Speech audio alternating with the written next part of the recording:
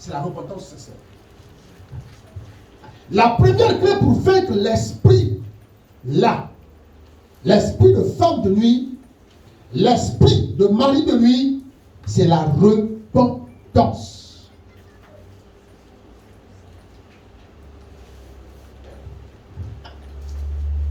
Lorsque tu fais la repentance au Seigneur, bien aimé, tu étales toutes tes aventures devant lui.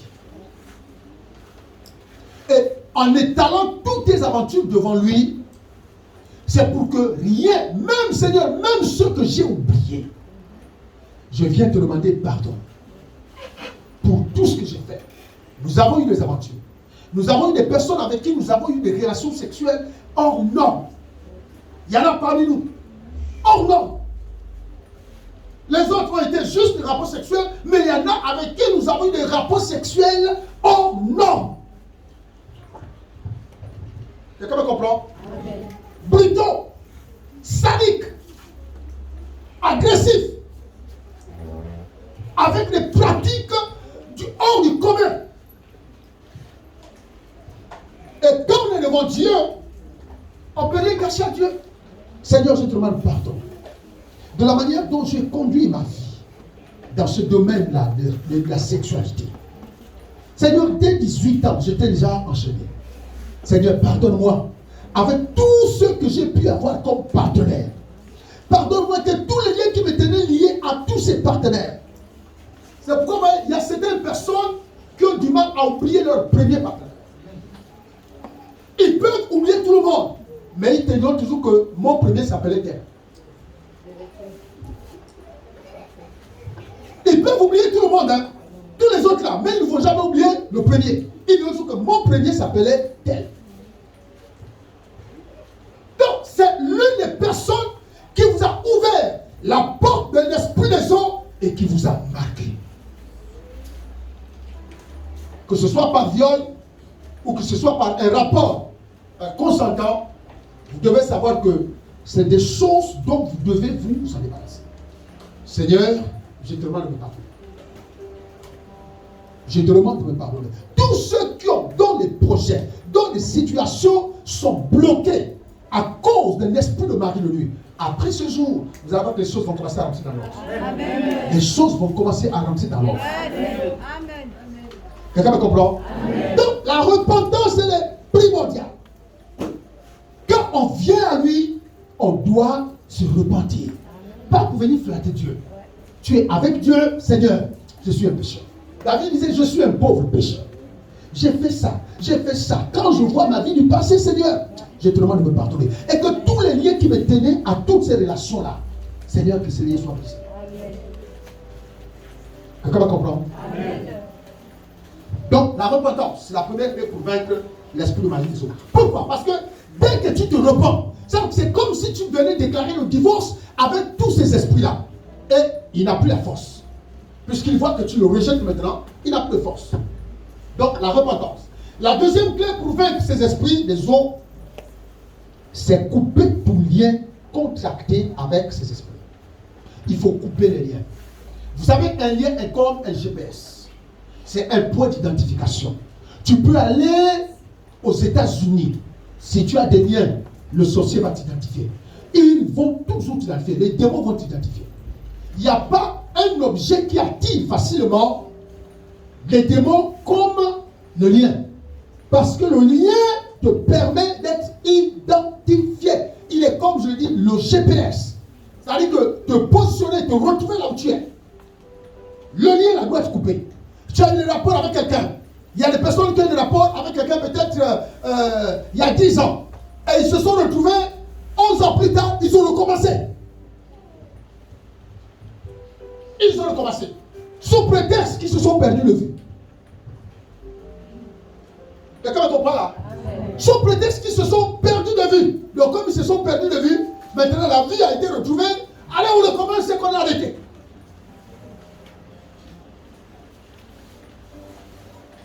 Donc, coupez les liens. Coupez les liens. Coupez les cordons. Il faut couper ces points d'identification qui permettaient à l'esprit de Jean de reconnaître que tu détiens encore la sémence de quelqu'un.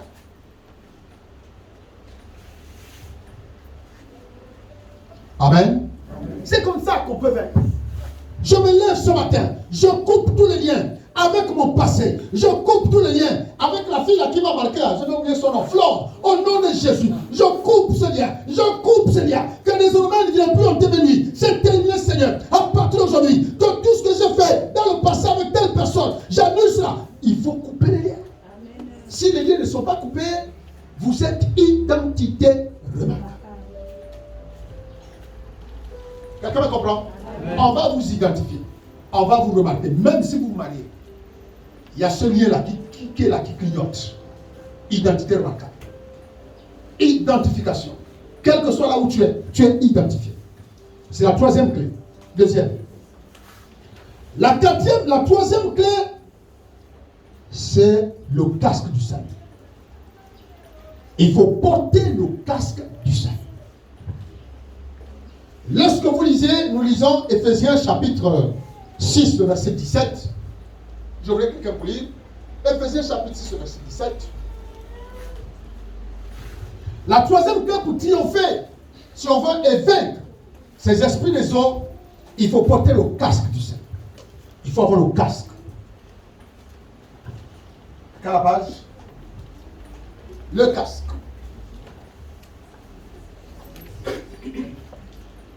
Éphésiens 6, 17. Prenez aussi le casque du salut. Prenez aussi le casque du salut. Et l'épée de l'esprit. Et l'épée de l'esprit. Qui est la parole de Dieu. Qui est la parole de Dieu. La troisième clé, c'est porter le casque. Le casque va vous protéger de quoi? De toutes les pensées négatives. De toutes les pensées impures. Le casque va vous protéger de ça. Parce que si tu vois Amasia, et tu commences à les fantasmer avec l'image d'Amasia à la maison, attention, tu es exposé à cet esprit-là. Donc, mieux, pour éviter d'aller fantasmer, tu es obligé de porter le casque, de manière à ce que tes pensées vis-à-vis de la sœur Amasia soient saines. Quelqu'un me suit? Amen. Donc, les mauvaises pensées qu'on se fait sur une personne, sur un homme, sur un frère, ces pensées ont besoin d'être protégées. Par quoi? Le casque. Et le casque et la parole vont de pair. Amen. Alléluia. Amen. La troisième clé, c'est porter le casque. Le casque du salut. Manifeste l'assurance. Tu dis, Seigneur, je porte le casque du salut ce matin. S'il y avait déjà une pensée, la Bible dit, renverse cette pensée, détruis-la, je renverse tes raisonnements et les pensées qui se lèvent contre la connaissance de Dieu. Dis-le, je ramène toute pensée captive à l'obéissance. Alors tu commences à porter le casque. Je protège mon cerveau, je protège mon âme, je protège mon esprit contre les pensées négatives extérieures. La quatrième clé, c'est méditer la parole et la confesser. La méditation et la confession de la parole. Le même verset dit, prenez également l'effet de l'esprit qui est la parole de Dieu. L'un des moyens efficaces pour résister et vaincre, si vous voulez vaincre cet esprit, il faut brandir la parole.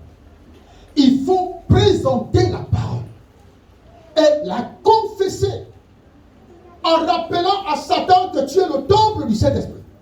Si la pensée commence à arriver, tu es seul, tu as envie de te masturber, tu commences à te lever pour dire, au nom de Jésus, toi, esprit des eaux, je te résiste. Je te résiste. La Bible déclare que mon corps est le temple du Saint-Esprit. Alors, je t'éloigne de ma vie. Maintenant, je te résiste et je t'éloigne de ma vie. Tu n'auras aucun effet sur moi aujourd'hui. Il faut écouter la parole, il faut la proclamer, il faut la confesser et il faut méditer la parole. Méditer la parole, bien aimé, vous permettra de saturer votre âme par les paroles du Seigneur. Parce que s'il y a un vide, la Bible dit la nature a horreur, enfin la Bible, les hommes disent la nature a horreur du vide. Alors, tant qu'il y a un vide en toi, le diable s'infiltre facilement. Mais s'il vient et qu'il trouve qu'il y a la parole, il ne pourra pas. La Bible dit quand un démon s'en va des corps humains, il va partout dans les lieux arides. Lorsqu'il revient et qu'il trouve que la maison est ornée, bien le diable a du mal à rentrer dans une maison qui est saturée par la parole. Toi, tu n'as rien. C'est pourquoi quand il souffle là, tu tombes.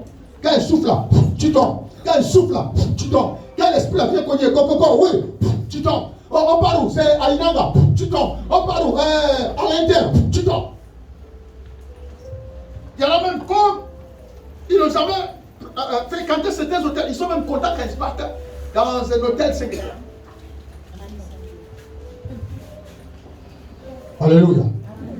Donc, saturez votre esprit par la parole de Dieu. Méditez-la.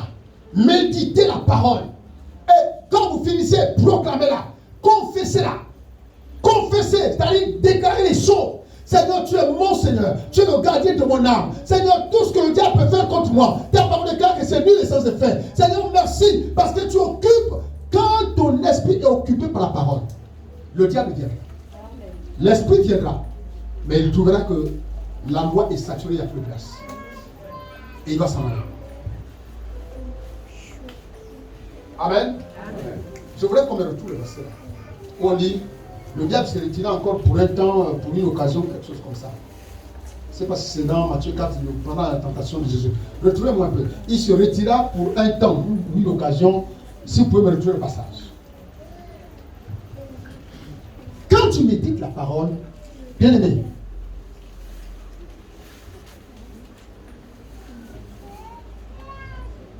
elle occupe ton esprit. Elle occupe ton âme. Ton âme est protégée. Ton âme est protégée. Mais s'il n'y a rien dans ton esprit, s'il n'y a rien, le diable peut facilement rentrer et faire des dégâts, faire ce qu'il veut faire. Le verset dit, je ne sais pas s'il se retirera jusqu'à une autre occasion, un truc comme ça.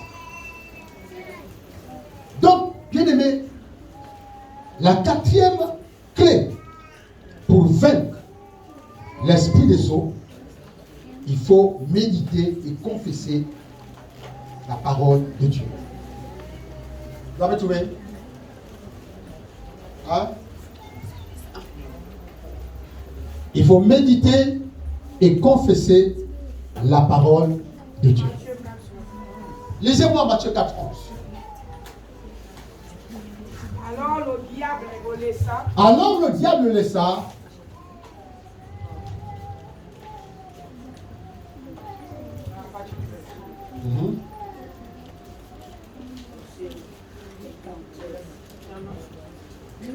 C'est pas ça. Luc 4, on y va. Luc 4, 13, il dit,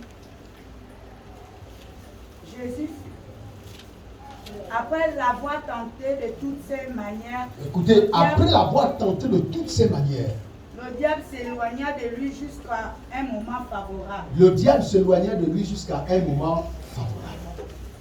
Est-ce que vous comprenez cette histoire-là? La Bible dit qu'il a tenté Jésus de toutes ses forces. Il a utilisé tous les moyens pour le faire tomber. Mais il n'a pas pu. Et la Bible dit quoi? Il s'est éloigné de lui jusqu'à un moment favorable. Ça veut dire que notre version dit jusqu'à une autre occasion.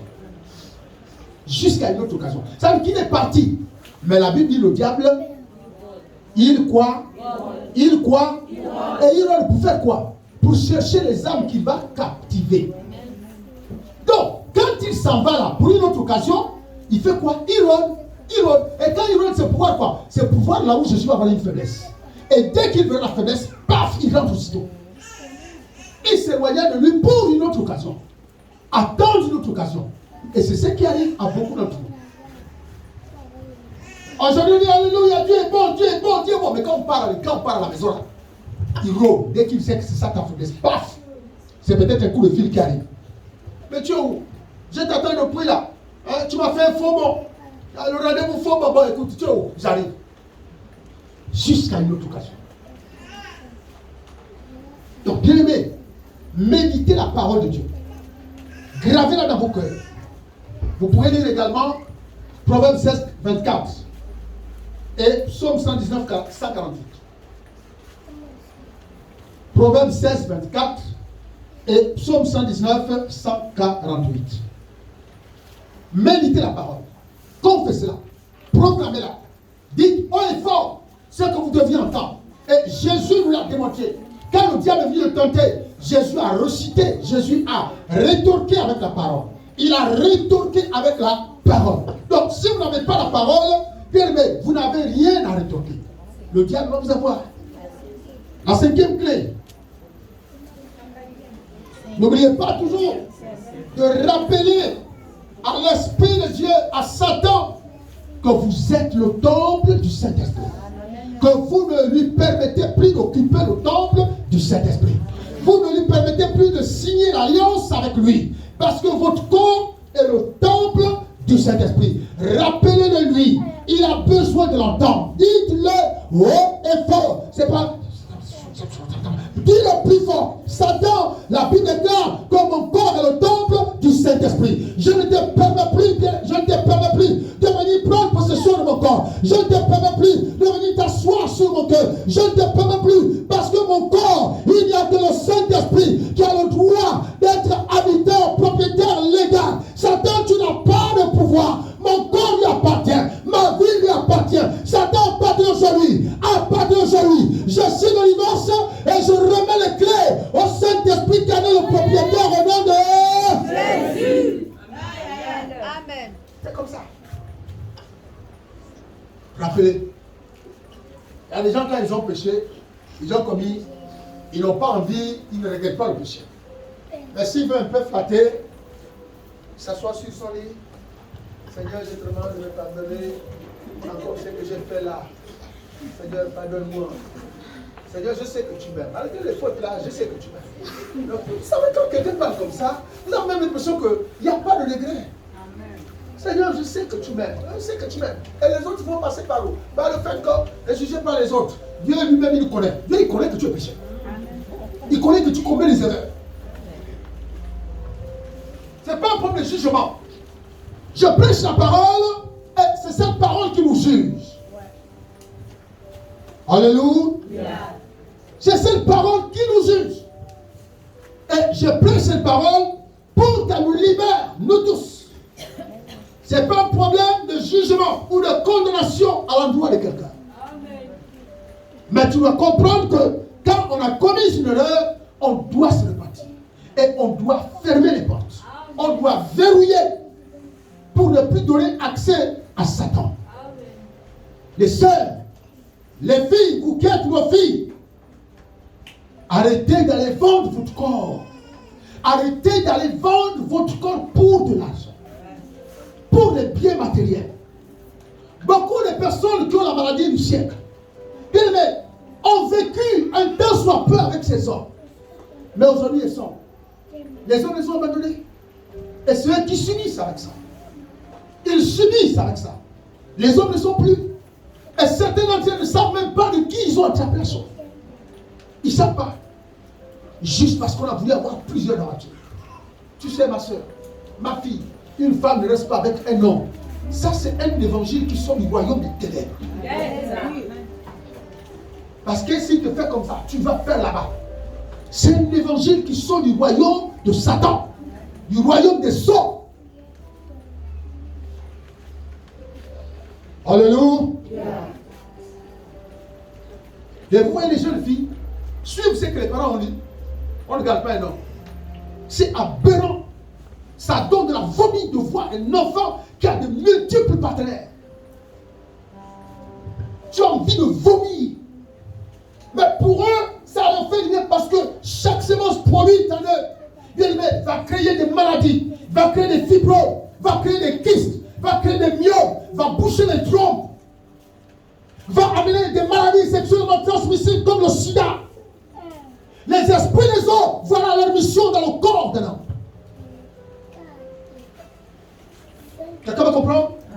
Alléluia. Chaque semence négative produit, lui il prend quoi? Il prend ce que toi tu as. Comme je le disais, ton corps est un champ de trésors. Donc lui il récupère tous les trésors qui sont en toi. Ta bénédiction, comme on dit, ta chance, ton étoile. Il ravit toutes ces choses-là. Il s'en va et il te laisse épave. Il te laisse épave. Et tu vois les autres qui prospèrent. Et toi tu commences à accuser ton père. Tu commences à accuser ton père. C'est pourquoi quand il y a quand les prophètes qui viennent là, si on invite un prophète,